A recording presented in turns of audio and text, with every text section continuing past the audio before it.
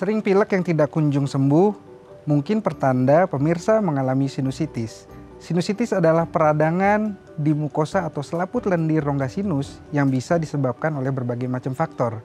Salah satunya adalah infeksi bakteri, virus maupun jamur, serta kondisi alergi yang tidak terkontrol. Sinusitis dapat berlangsung singkat atau bahkan lebih hingga 12 minggu. Apabila pemirsa mengalami hidung tersumbat, hidung pilek, gangguan penciuman atau nyeri di sekitar wajah dan belum membaik hingga lebih dari 10 hari, segera periksakan ke dokter.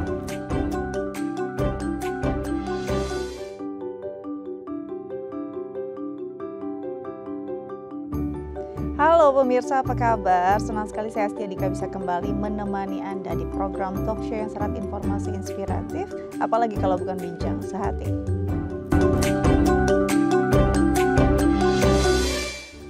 Pemirsa bincang sehati, pernah tidak Anda merasa kok pilek nggak sembuh-sembuh, disertai dengan nyeri di area rongga sinus, dan mungkin ada bau yang tidak sedap, aroma yang tidak nyaman gitu ya, yang kita rasakan gitu. Nah ini bisa jadi gejala dari sinusitis. Seperti apa sih penanganan yang tepat? Ini akan menjadi topik kita hari ini. Tapi sebelum itu kita akan bahas dulu nih beberapa mitos atau fakta seputar sinusitis yang tidak mungkin saya bahas sendirian. Sudah hadir bersama saya di studio Dr. Iman Pradana MS PTHT-BKL, spesialis telinga hidung tenggorok, bedah kepala leher dari Rumah Sakit Premier Jatinegara. Kita sapa dulu yuk dokter kita hari ini. Halo dok, apa kabar? Halo. Selamat datang di Bincang Sehati. Iya. Ini pas banget nih lagi musim flu, tapi ini lebih parah lagi dari itu karena udah ada peradangan ya di area sinus. Benar banget. Ya. Sebelum kita masuk ke tema utama kita, saya mau meluruskan dulu nih beberapa mitos atau fakta yang mungkin masih banyak yang salah kaprah memahaminya. Yang pertama ya dok ya, mitos atau fakta sih dok kalau sinusitis itu menular. Kan kadang-kadang karena gejalanya kayak flu gitu kan, jadinya takutnya sama-sama menular nih. Apakah iya sinusitis ini bisa ditularkan? Oke, jadi mitos atau fakta sinusitis itu menular atau tidak ya? Jadi sebenarnya sinusitis itu tidak menular. Tidak menular, tidak menular. Ya? Jadi itu mitos. Oke. Yang menular itu adalah penyebabnya, Mbak Dika. Jadi penyebab dari sinusitis adalah infeksi. Jadi infeksi virus atau bakteri itu yang bisa menyebabkan akhirnya kita menularkan penyakit tersebut gitu. Dan itu bisa terjadi karena kontak langsung ataupun menyentuh benda yang terkontaminasi. Oleh karena itu sebaiknya kita harus terus untuk menjaga kebersihan tangan dan juga untuk menggunakan masker dan membatasi kalau bertemu dengan orang yang sedang sakit gitu. Setuju, apalagi ini lagi musim sekali flu di mana. Ya, musim banget ini. Benar. Jadi bukan sinusitisnya yang menular, tapi penyebabnya ya. Penyebabnya, ya. benar. Tadi infeksi apa nih? Apakah virus atau bakteri begitu ya? Benar. Itu yang bisa jadi menularkan untuk orang lain. Oke, sudah terjawab. Selanjutnya, mitos atau fakta dok, kalau sinusitis itu terasa lebih nyeri saat posisi menunduk. Benar nggak sih dok? Apa iya karena ada tekanan tertentu atau seperti apa? Mitos atau fakta? Oke, itu fakta. Fakta? Ya, jadi saat kita mengalami sinusitis, dengan kata lain terjadi sumbatan di saluran sinus, sehingga akan menimbulkan penumpukan lendir di rongga sinus. Tentunya juga akan terjadinya infeksi di sana ya. Jadi akan ada perubahan tekanan di sinus yang terkena ya. Ada sinus di pipi, di dahi ya, di dekat mata ataupun di belakang hidung, yang nanti kalau kita menunduk secara gravitasi itu akan memperberat gejala karena penumpukan lendir itu gitu. Tapi kan ada beberapa terapi yang seperti itu ya dok ya, nanti kita bahas ya. Oh iya. Nanti kita bahas nih. Jadi sudah dipastikan yes ini fakta ya, ketika menunduk pasti akan lebih nyeri karena banyak tekanan juga gravitasi di sana. Secara gravitasi ya dia akan berkumpul lendir. Sudah terjawab. Selanjutnya, mitos atau fakta kalau sinusitis itu memburuk di saat malam hari.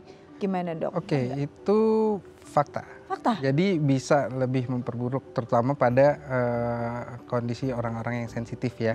Jadi saat selain karena udara di malam hari itu cenderung lebih dingin Mbak Tika sama juga kering ya, akan memperberat peradangan. Jadi saat kita mengalami sinusitis itu dan saat kita tertidur terutamanya ya, itu lendir itu akan mudah tertumpuk dan juga akan mengalir ke belakang. Itu yang kita kenal dengan post nasal drip ya.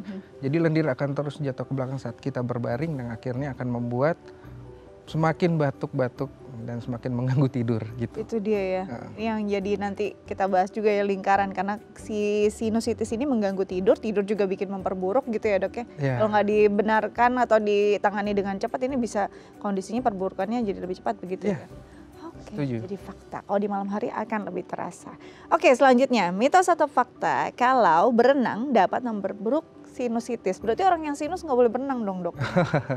Itu fakta Mbak Dika. Itu fakta? Ya, sebaiknya memang saat kita mengalami sinusitis, ya kita menghindari dulu berenang ya sebenarnya. Karena dengan kita terpapar di kolam renang itu kita mengenal adanya klorin, itu adalah zat iritan yang akan memperberat atau membuat mukosa hidung kita menjadi lebih kering dan meradang gitu. Nah tentunya saat itu juga terjadi pembengkakan di hidung akan mengganggu juga tekanan baik di sinus juga di telinga. Jadi kadang juga akan menimbulkan masalah sampai ke telinga.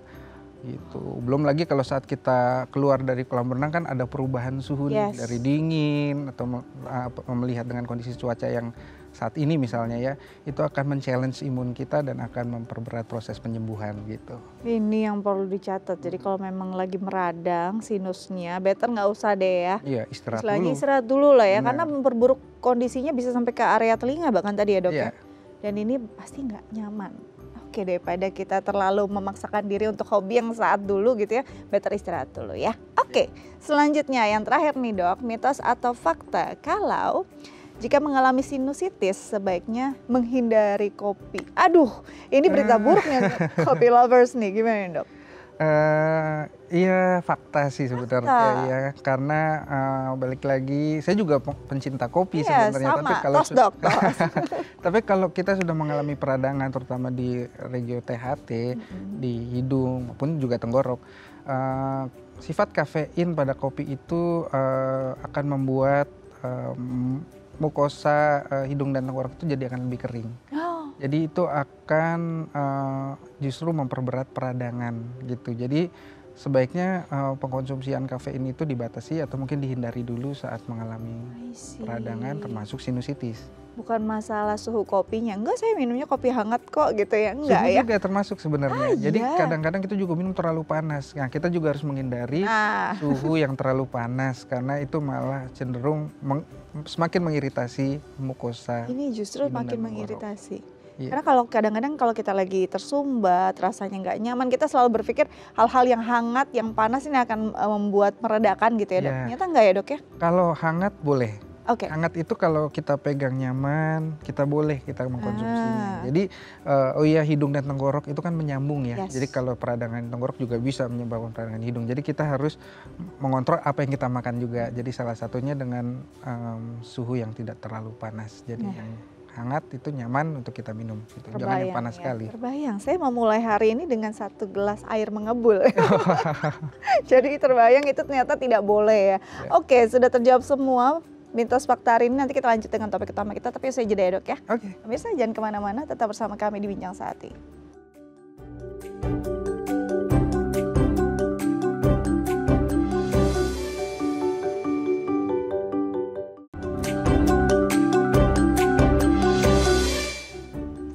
Baik pemirsa, kembali lagi bersama kami di Bincang Sehati. Kita akan bahas topik utama kita hari ini tentang sinusitis, bagaimana penanganan yang tepat. Nah, untuk pemirsa di rumah yang mungkin punya pertanyaan terkait tema kita hari ini, boleh menelpon kami di 0212903244 atau DM ke Instagram kami di @bincangsehati.itv. Kita lanjut lagi dengan dokter kita hari ini, Dr. Iman Pradana MS PTHT BKL, spesialis telinga hidung tenggorokan, bedah kepala leher dari Rumah Sakit Premier Jatinegara. Tadi kita bahas sinus gini, orang tuh pasti familiar ya dok ya, tapi nggak benar-benar kenal kadang-kadang. Mungkin kita ajak kenalan dulu nih. Sinusitis itu apa sih sebenarnya? Kondisi seperti apa pada tubuh manusia? Oke, baik, terima kasih Mbak Dika. Jadi sebenarnya apa sih sinusitis? Ini juga banyak banget, mungkin beberapa pasien datang kan juga mengeluhkan, dok saya sinus gitu. Sebenarnya kita harus tahu dulu sinus apa sih ya sebelum saya menjawab apa itu sinusitis. Jadi kita itu kan secara normalnya mempunyai rongga berisi udara di tulang wajah kita atau tulang tengkorak kita. Nah rongga berisi udara ini berhubungan langsung dengan rongga hidung. Kita memiliki ada 4 macam pasang rongga sinus yang kita kenal, nah itu ada di tulang wajah kita. Oh, di sini nih Ya. Dok ya, berarti ya. Ya, jadi apa itu sinusitis? Sinusitis itu merupakan peradangan pada mukosa atau selaput lendir di dalam rongga sinus tersebut. Gitu. Jadi peradangan itu bisa terjadi sebenarnya hingga sampai ke rongga hidung. Makanya secara terminologi sebenarnya saat ini secara medisnya kita mengenal sinusitis itu adalah sebuah rhinosinusitis atau peradangan di rongga sinus yang juga melibatkan peradangan di rongga hidung. Karena keterlibatannya bukan cuma di area sinus saja tadi ya Dok ya. Betul. Berarti di area rinonya juga sudah gitu. Iya, betul. Karena kadang-kadang malah jadi saling saling mempengaruhi nggak sih Dok? Iya, bisa saling mempengaruhi. Jadi karena memang memiliki satu kesatuan mukosa ya. Jadi peradangan di sinus biasanya akan juga disertai dengan peradangan di hidung gitu. Oke. Nah, ini kalau kita bicara tentang gejalanya dulu nih. Kan orang selalu mengaitkan, oh sering bersin tiap pagi, atau mungkin sering tersumbat gitu. Atau mungkin ini pilek nggak sembuh-sembuh. Banyak hal yang dikaitkan dengan sinus dan self-diagnose gitu. Tapi gejala khasnya dari sinus sebenarnya apa sih Dok? Jadi kalau berbicara tentang sinusitis, kita sebenarnya memiliki ada gejala utama yang harus ada di pasien atau cardinal sign, cardinal symptom. Yang pertama ada yang namanya hidung tersumbat.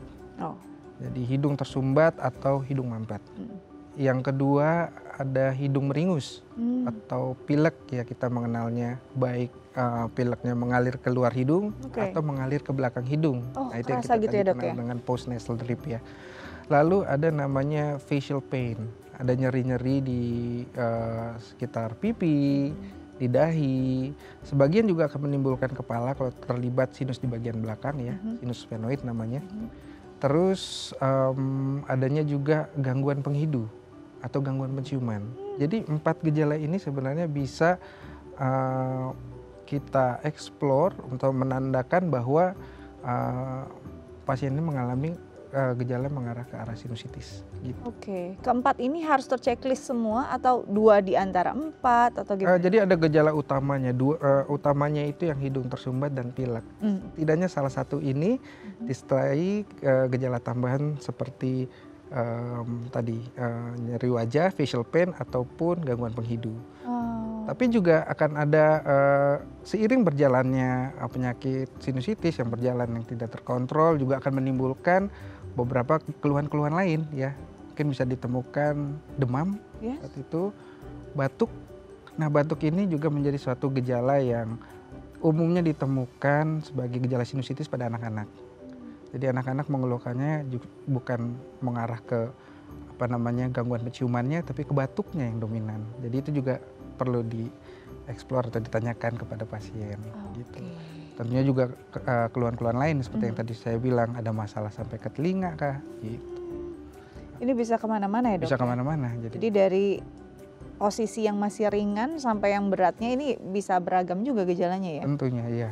Oke, nah kalau kita bicara tentang tadi pilek dan hidung tersumbat, ini kan ada yang sifatnya akut ya, dalam waktu mungkin seminggu ngerasain itu gitu. Ini kan mungkin ya flu gitu. Tapi kalau sinus biasanya orang ini akan merasakan dalam jangka waktu berapa nih untuk bisa paling nggak nih standarnya udah ke arah sinus nih.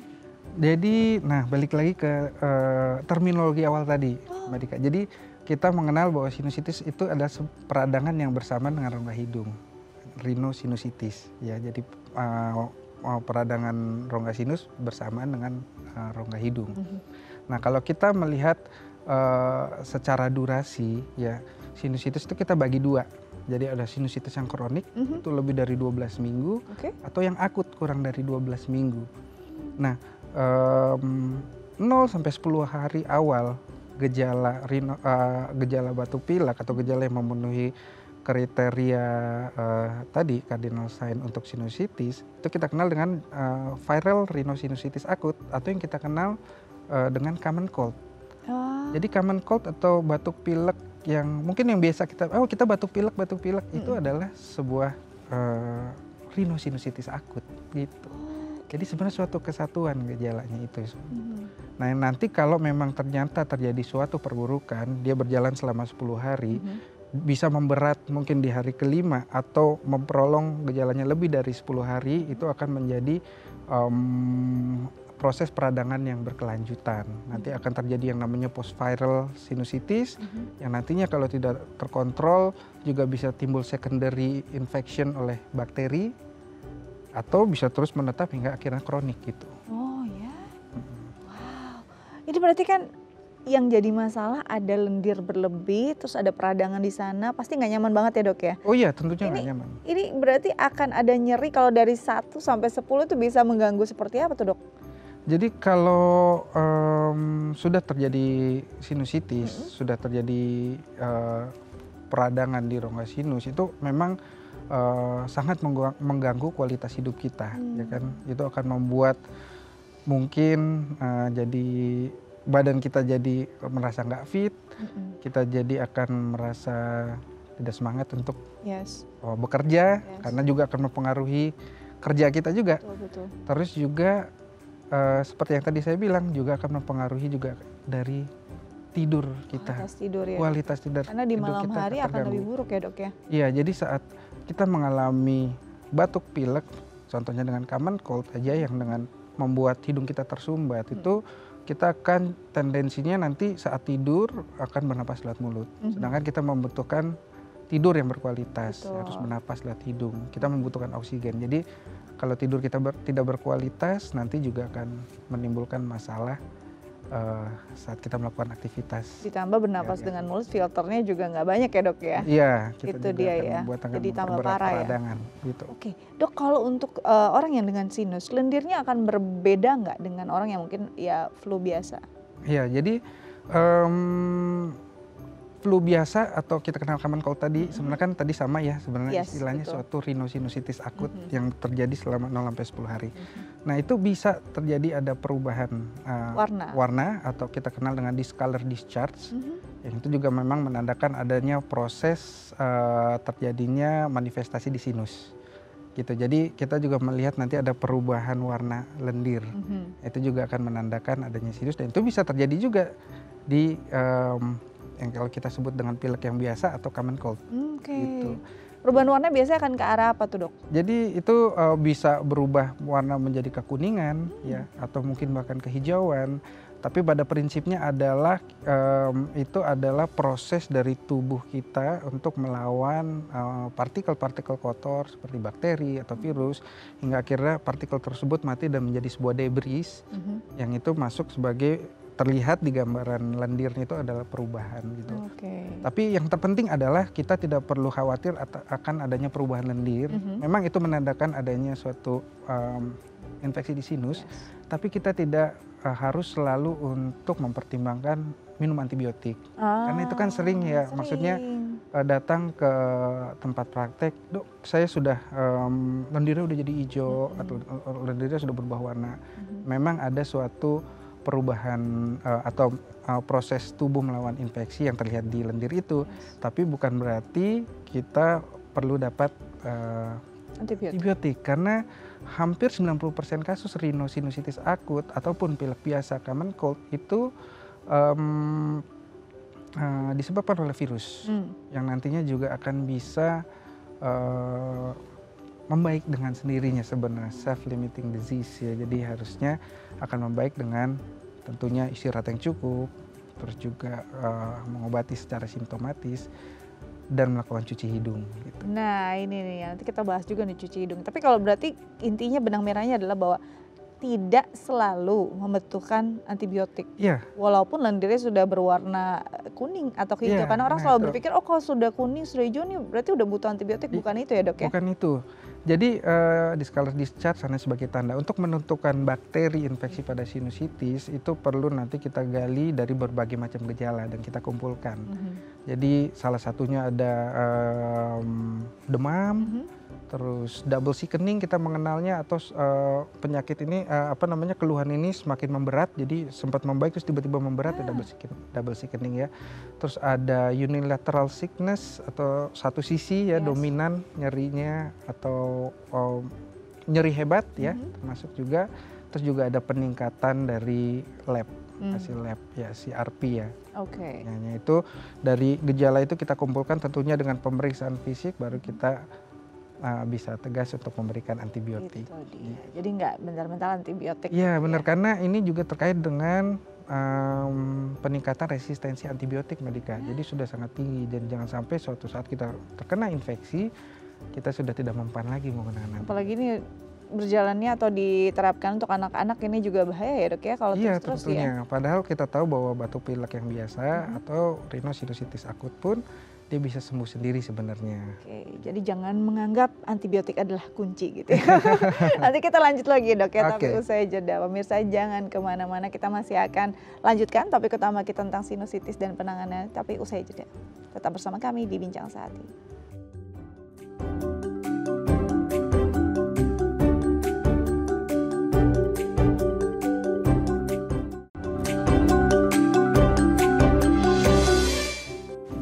Baik pemirsa, kembali lagi bersama kami di Bincang Sehati. Kita masih bahas topik utama kita tentang penanganan pada sinusitis. Dan bagi pemirsa di rumah yang punya mungkin kondisi keluhan terkait tema kita hari ini, boleh menelpon kami di 0212903244 atau DM ke Instagram kami di @bincangsehati.itv. Kita lanjut lagi dengan dokter kita hari ini, Dr. Iman Pradana MS PTHT BKL, spesialis telinga, hidung, tenggorokan, bedah, kepala leher di Rumah Sakit Premier Jatinegara. Oke, di segmen sebelumnya kita sudah bahas tuntas tuh ya dok, tentang gejalanya, kemungkinan yang bisa terjadi gitu ya. Nah, kita sekarang bahas nih dok, penyebabnya apa? Kan kadang-kadang kita udah ngerasain kemarin tuh ngapain ya, kok bisa jadi kayak gini ya? Kemarin apa yang dilakukan ya, kok bisa sampai sesakit ini gitu. Jadi nggak aware gitu. Padahal sebenarnya bisa dicegah gitu kan. Iya. Penyebabnya apa sih dok? Biasanya si rhinosinusitis ini? Ya, penyebab sinusitis ya kalau Yes. secara awam kita kenal atau rhinosinusitis. Jadi sebenarnya beragam Mbak Dika. Tapi memang prinsipnya adalah segala sesuatu yang menyebabkan tersumbatnya saluran sinus itu akan menimbulkan sinusitis.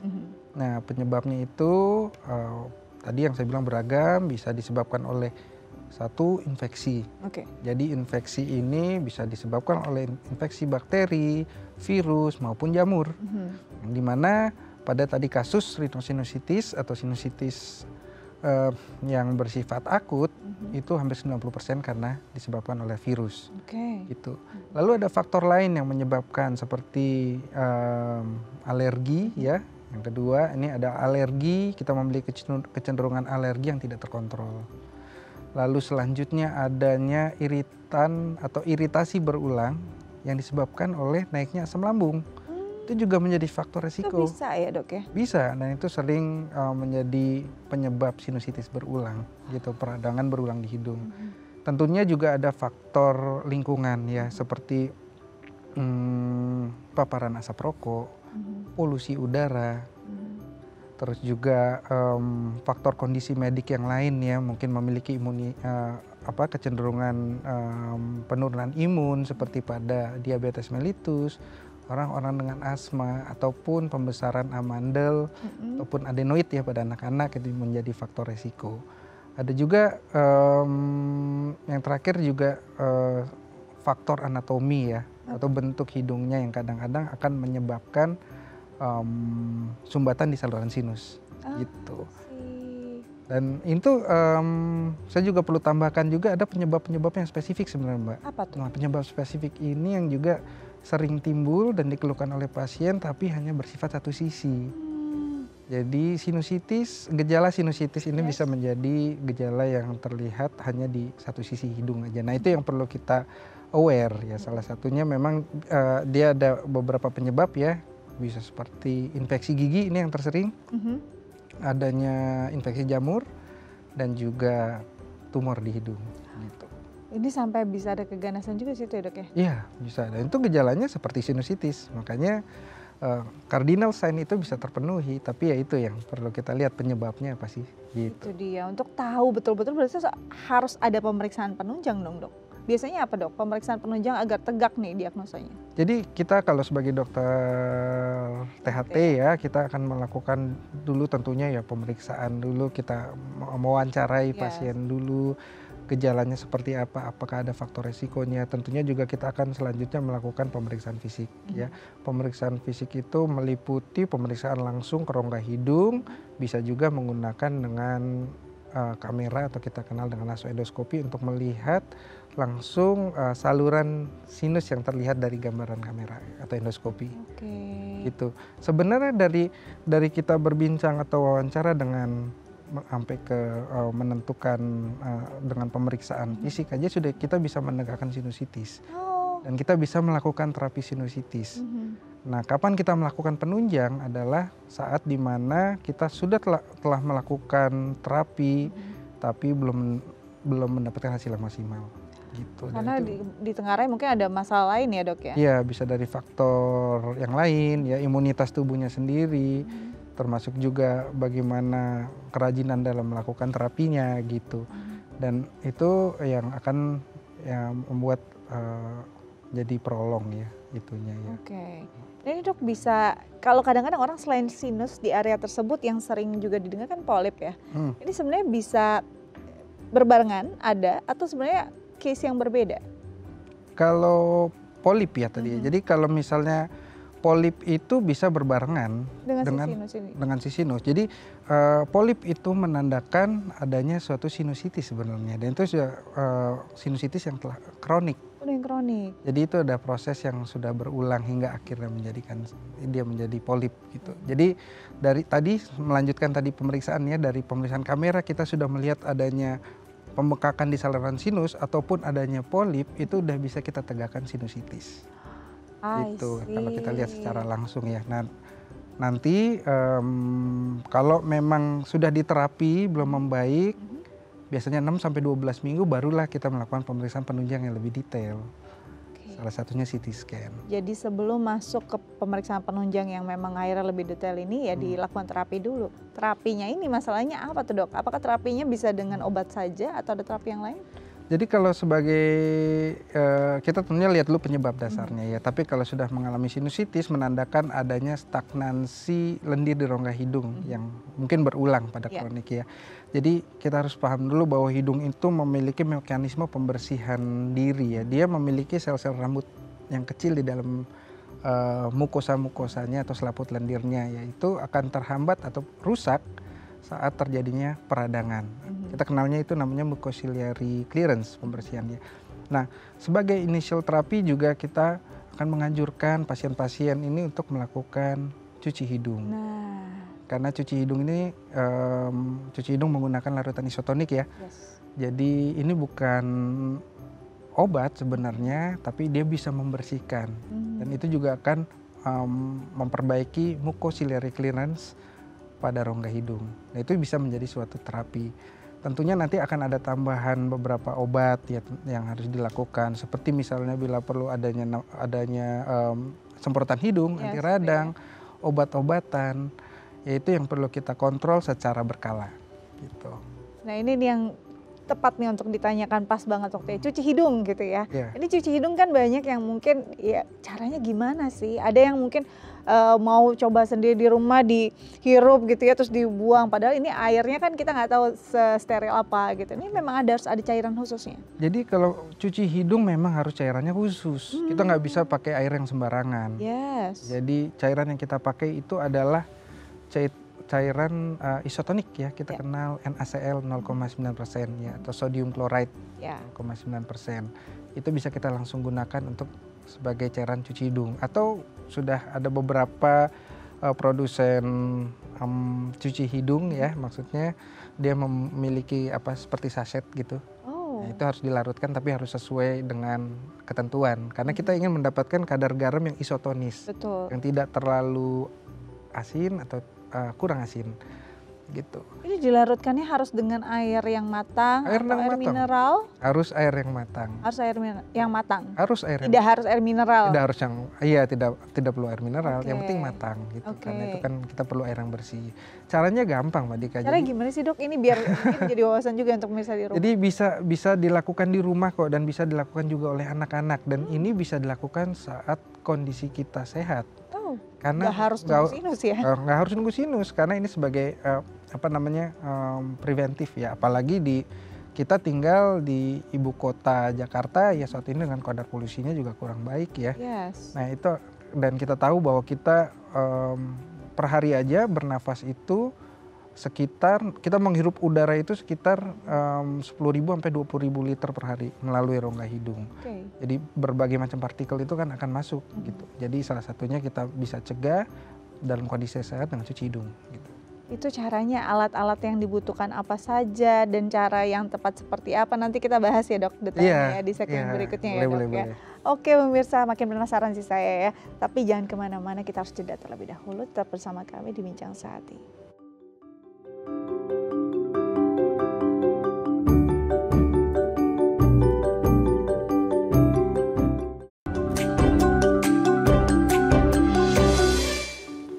Baik pemirsa, kembali lagi bersama kami di Bincang Sehati, masih membahas tentang penanganan pada sinusitis. Dan untuk pemirsa di rumah boleh menelpon kami untuk langsung berkonsultasi dengan dokter kami di 02129032644 atau DM ke Instagram kami di @bincangsehati.itv. Kita lanjut lagi ya dengan dokter kita hari ini, Dr. Iman Pradana MS PTHT BKL, spesialis telinga hidung tenggorok bedah kepala leher dari Rumah Sakit Premier Jatinegara. Tadi terpotong gitu ya, terjeda tentang cuci hidung yang tepat. Alat-alat yang dibutuhkan berarti apa saja tuh dok? Karena bisa dilakukan di rumah sebenarnya ya? Ya, jadi sebenarnya mudah sih alatnya, cuman satu larutan isotoniknya ya. Jadi itu bisa dibeli atau dijual bebas ya. Kita kenal dengan tadi sodium chloride atau NaCl 0,9% atau mungkin dalam berbentuk saset.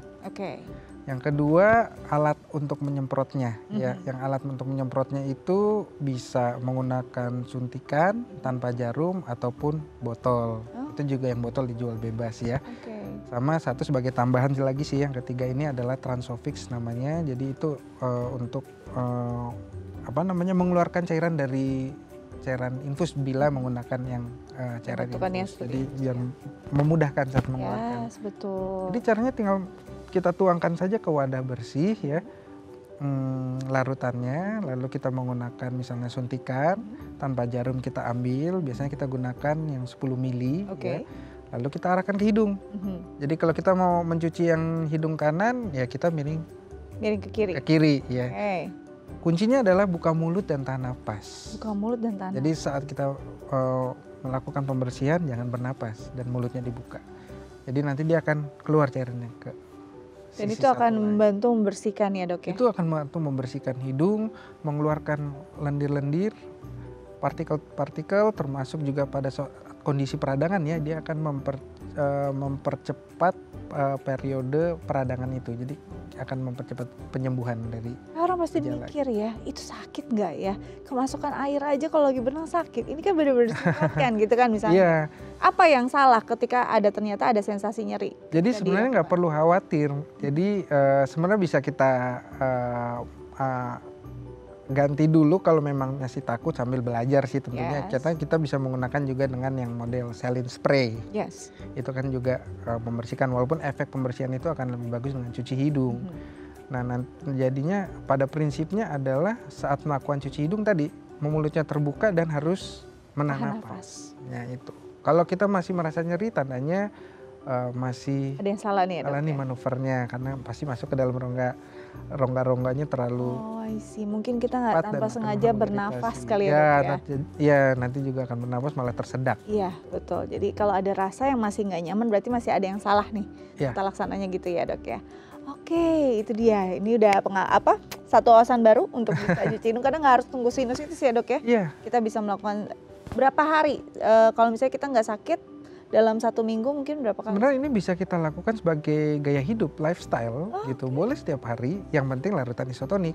Dan saat tidak ada gejala, kita bisa melakukan cuci hidung itu sekali sehari aja cukup. Sekali sehari. Kalau sedang ada gejala? Gejala minimal 2 kali atau lebih. Minimal 2 kali atau lebih, ini perlu digaris bawahi. Oke, kita lanjut lagi ke pengobatan. Berarti tadi kan sudah dilakukan pengobatan lewat mungkin tadi ada terapinya, dibersihkan hidungnya gitu ya dok, dengan obat oral juga. Lalu tidak ada perbaikan yang sesuai harapan begitu. Berarti kan harus ada pemeriksaan penunjang lanjutan ya dok, tadi seperti ada CT scan. Ya, Jadi memang kalau kita sudah melakukan terapi baik dengan cuci hidung, pengobatan nasal spray, obat-obatan, mengontrol gejala dan itu masih belum membaik, yaitu memang kita akan pertimbangan untuk melakukan CT scan dulu. Ya, kalau sekarang kita lakukan CT scan untuk menilai masalah dan pertimbangan untuk melakukan tindakan operatif. Nah, Gitu. ini di titik apa akhirnya? Kita sering sekali ya mendengar orang harus ada tindakan invasif karena sinus gitu. Ya, Di titik mana nih? jadi tapi sebenarnya nggak usah khawatir dulu ya bahwa sinusitis itu nggak selalu perlu dioperasi. Nggak selalu berakhir di Kadang meja bisa, operasi iya, ya? selama kita melakukan terapi yang baik, yang optimal, kita mengontrol faktor resikonya itu bisa sinusitis bisa membaik. Gitu. Tapi kalau memang ternyata sudah kita lakukan terapi masih menetap gejalanya, biasanya kita akan memonitor selama 6-12 minggu hingga akhirnya kita perlu CT scan yang nantinya kita akan lihat masalahnya secara langsung, lalu itu baru kita pertimbangkan untuk tindakan operatif. Biasanya apa sih dok tindakan operatif ini dilakukan karena pertimbangan-pertimbangan apa? Apakah memang akhirnya ada polipnya atau mungkin ada tumornya atau seperti apa? Iya, kalau memang yang pertama yang tadi ya kita gagal melakukan terapi yang konservatif atau dengan obat-obatan, gejala itu masih menetap. Atau yang kedua memang sudah menimbulkan perubahan struktur di saluran sinus karena peradangan yang berulang. Ya salah satunya adanya polip. Nah itu kan udah menandakan proses inflamasi atau peradangan yang sudah berulang. Tumor juga menjadi faktor resiko untuk kita angkat ya, maksudnya tumor-tumor yang ada di rongga hidung karena dia sudah menyumbat saluran sinus yang tidak akan bisa membaik tentunya dengan pengobatan yang biasa ya. Jadi pertimbangan-pertimbangan itu akan kita bisa kita evaluasi juga dengan menggunakan pemeriksaan penunjang gitu. Jadi tidak semua berakhir di meja operasi kok ya dok ya? ya? Benar. Jadi memang ada upaya-upaya terlebih dahulu yang dilakukan sebelum sampai akhirnya ke sana. Tapi kalau sampai akhirnya ya udah nggak bisa nih, kita harus operasi. Orang udah mulai stres lagi tuh Parno, better nggak deh. Aduh ngeri banget. Ada nggak sih risiko-risiko yang mungkin akan terjadi? Atau sekarang tuh sudah makin canggih karena jadinya minim risiko untuk operasi sinus? Ya untungnya sekarang ya untuk operasi sinus itu kita semakin minimal invasif ya, kita menggunakan kamera operasinya. Kita kenal namanya functional endoscopic sinus surgery. Jadi tidak ada bekas luka operasi di wajah. Jadi kita melakukan tindakan operasinya menggunakan kamera di dalam.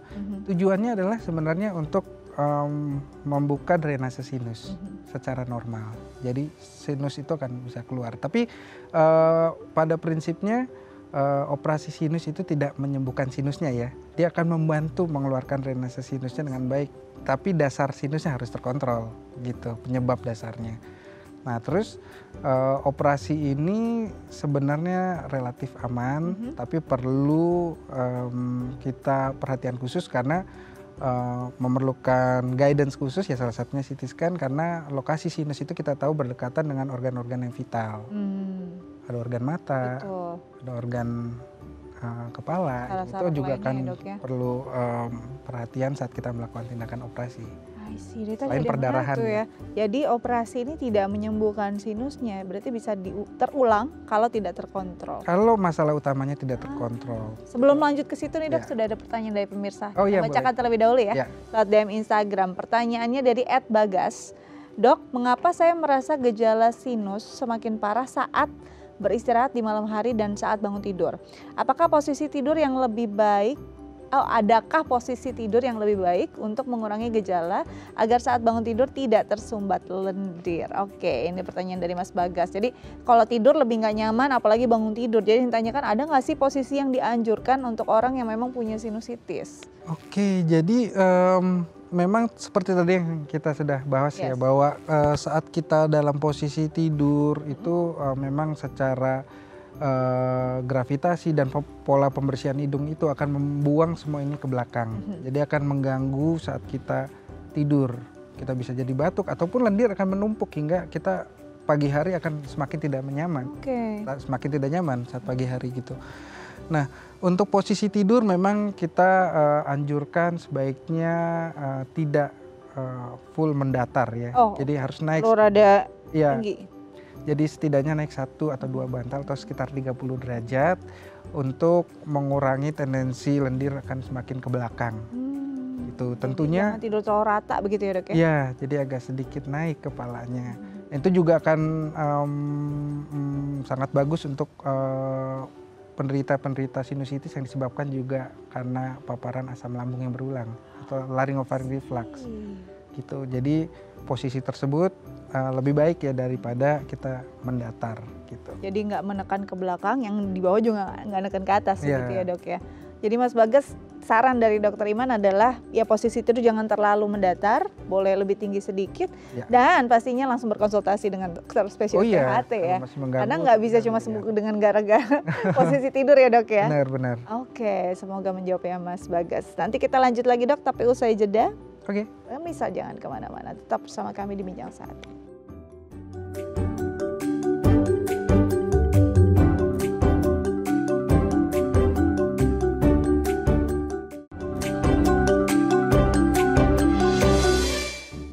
Baik pemirsa, kembali lagi bersama kami di Bincang Sehati, masih membahas tentang penanganan pada sinusitis. Dan bagi pemirsa di rumah yang mungkin punya pertanyaan, boleh menelpon kami di 0212903244 atau DM ke Instagram kami di @bincangSehati.tv. Kita lanjut lagi dengan dokter kita hari ini, Dr. Iman Pradana MS PTHT BKL, spesialis telinga hidung tenggorok bedah kepala leher dari Rumah Sakit Premier Jatinegara.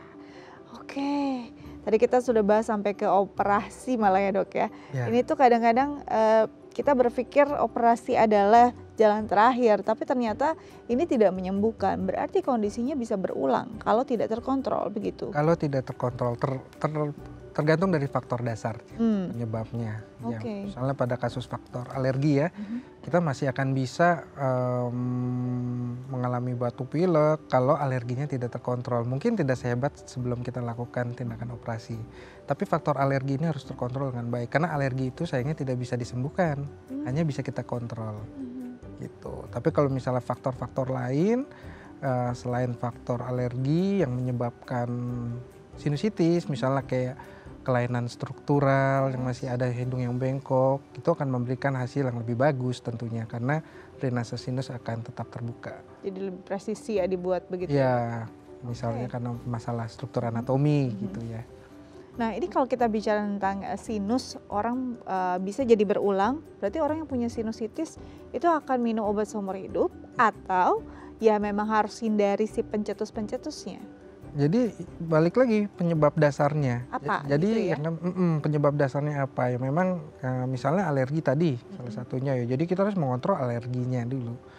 Jadi sinusitisnya kita bisa lakukan pengobatan seperti yang tadi saya bicarakan ya, bisa dalam 6-12 minggu itu tuh kita lakukan karena proses peradangan yang berulang yang akhirnya menyebabkan masalah di sinus seperti rinitis alergi yang tidak terkontrol ya mau sudah misalnya merubah struktur dari sinus ya itu yang dan tidak membaik dengan obat ya mau kita lakukan operasi gitu. Tapi kalau misalnya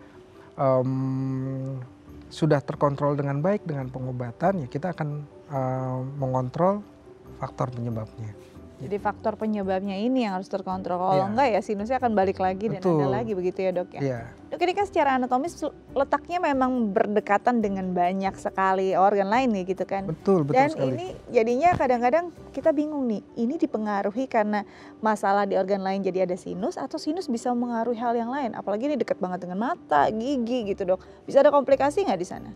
Iya jadi rongga sinus kita tadi sudah dibahas di awal ya. Kita memiliki 4 pasang sinus ya. Sinus pipi itu maksila, ada sinus di tepi mata itu etmoid, di dahi kita namanya sinus frontal dan di belakang hidung lagi itu ada namanya sinus sphenoid. Rongga-rongga sinus ini berada di struktur-struktur yang berdekatan dengan struktur vital ya. Salah satunya gigi ya, gigi itu bisa menyebabkan infeksi ke sinus. Biasanya menyebabkan sinusitis satu sisi nih yang sering dikeluhkan pasien. Ternyata masalahnya pilek berulang di satu sisi, ternyata masalah dari gigi. Ya, nanti juga kalau sinusitisnya terus berkembang dan tidak terkontrol, dia juga akan menimbulkan peradangan atau infeksi ke tempat lain juga. Contohnya? Jadi karena tadi dekat dengan mata, bisa menimbulkan komplikasi sinusitis itu jadinya ke mata, peradangan di mata, bahkan hingga gangguan penglihatan. Bisa seperti itu tuh dok. Dan yang mungkin jarang tapi bisa juga terjadi adalah infeksinya meluas hingga ke otak. Ini ngerti karena tadi rongganya ada bisa sampai ke belakang tadi kan, dan Iya, itu karena jalurnya ke sebetulnya otak. Infeksi apa yang bisa terjadi di otak karena sinusitis? Dia akan gejalanya seperti apa? Jadi biasanya itu bisa jadi dari sinus yang akhirnya menyebabkan ke otak atau sebaliknya karena lokasinya ya tergantung dari masalahnya. Untungnya kita dibatasi oleh tulang dasar tengkorak yang kuat gitu. Tapi pada beberapa kondisi peradangan yang berulang, terjadi peradangan di tulang itu pun sendiri hingga akhirnya bisa menembus masuk peradangan dalam, dan itu pada kondisi-kondisi tertentu yang itu tentunya kita harus hindari. Jadi kalau mungkin kita mengalami keluhan batuk pilek atau gejala sinusitis tapi disertai dengan alarming symptom seperti gangguan penglihatan, peradangan di mata. Jadi buram atau jadi seperti apa dok? Jadi buram, nyeri kepala hebat, itu harus segera ke dokter. Karena kita harus menilai dulu secara langsung kondisinya gitu. Karena memang ini bisa kemana-mana, rongganya arahnya kemana-mana ya dok ya? Iya, termasuk tadi saat kita melakukan tindakan operatif gitu. Kita harus memperhatikan organ-organ vital tersebut gitu. Makanya dibutuhkan CT scan yang tadi untuk bisa lihat jelas presisi posisinya di mana. Terus kemungkinan dan risiko yang bisa terjadi ya dok ya. Betul sekali. Karena tindakannya kan memang ya bisa saja mengenai kondisi yang lain gitu ya, mengenai hal yang vital lain gitu. Jangan sampai ada masalah di sana. Oke, terakhir nih dok, mungkin dokter bisa kasih tips untuk para pemirsa di rumah yang struggle banget sama sinusitis. Kok saya nggak beres-beres sih, sinusitisnya menahun, udah diobatin terus-menerus. Mungkin tips dari dokter gimana Pak? Jadi tipsnya sebenarnya biar nggak lupa nih ya Mbak Dika. Benar, kita summary-in lagi. Biar nggak lupa, ingat aja THT. THT, bukan telinga. T-nya itu tangan. Jaga kebersihan tangannya. Jadi tadi penyebaran infeksi itu sering juga berkaitan dengan kita menyentuh benda-benda yang terkontaminasi. Jadi jaga kebersihan tangan dengan rajin mencuci tangan. Jaga kebersihan tangannya dengan baik, apalagi kita mau menyentuh seseorang, kita mau makan gitu ya. Terus H-nya apa tuh dok? H-nya hidung. hidung. Jadi jaga kesehatan hidungnya dengan membuat hidungnya selalu lembab. Dan yang terakhir, apa? Nah, hidungnya ada beberapa poin dulu. Jangan lupa untuk menghindari faktor paparan, ya tentunya polutan, asap rokok, cuci hidung dengan NaCl 0,9% ya.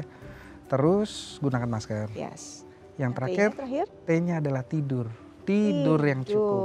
Jadi itu adalah kunci juga untuk menjaga imunitas yang baik. Jadi tidur dan olahraga. THT. Thank you dok tipsnya. Ini pasti sangat berguna untuk pemirsa di rumah. Dokter juga tetap jaga kesehatan. Terima kasih sudah hadir di Bincang Sehati, terus menginspirasi. Pemirsa gimana? Tips dari dokter kami sudah dicatat semua. Semoga berguna untuk Anda untuk menjaga orang-orang yang Anda sayangi. Jangan lupa untuk mengunduh I+ di Go Anda untuk menggami inspirasi kapanpun dimanapun. Saya Dika pamit undur diri. Happy weekend.